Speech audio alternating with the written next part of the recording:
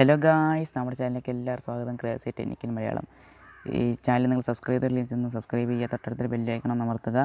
പിന്നെ വീഡിയോ ഇഷ്ടപ്പെട്ട ലൈക്ക് ചെയ്യുക, ഇഷ്ടപ്പെട്ട ഡിസ്ലൈക്ക് ചെയ്യുക. പിന്നെ നിങ്ങളുടെ നിർദ്ദേശങ്ങളും പറ്റി എന്നെ കമൻറ്റ് അറിയിക്കുക. അപ്പോൾ ഗൈസ്, നമുക്ക് നേരെ വീഡിയോയിലേക്ക് പോകാം. അപ്പോൾ ഞാനിന്ന് പരിചയപ്പെടുത്താൻ വന്ന ഡിവൈസാണ് Realme x7pro. ഇതാണ് ഡിവൈസ്. ഡിവൈസിനകത്ത് പിന്നെ പ്രൊസസ്സർ വരുന്നത് മീഡിയാടെക്കിൻ്റെ ഡയമൻസിറ്റി 1000+ ആണ് ഇതിൽ ലഭിക്കുന്നത്.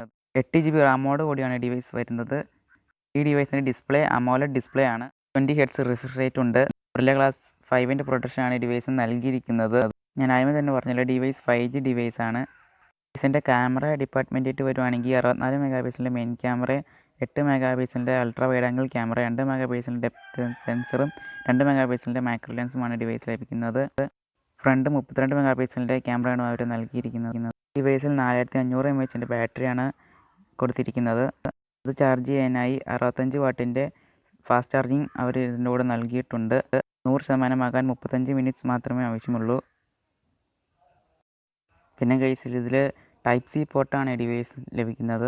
ഗൈസ്, പിന്നെ ഡിവൈസ് റൺ ചെയ്യുന്നത് ആൻഡ്രോയിഡ് 10ലാണ് ഡിവൈസ് റൺ ചെയ്യുന്നത്. ഗൈസ്, പിന്നെ ഇതിന് 184 ഗ്രാം വെയിറ്റ് മാത്രമേ ഡിവൈസിനുള്ളൂ.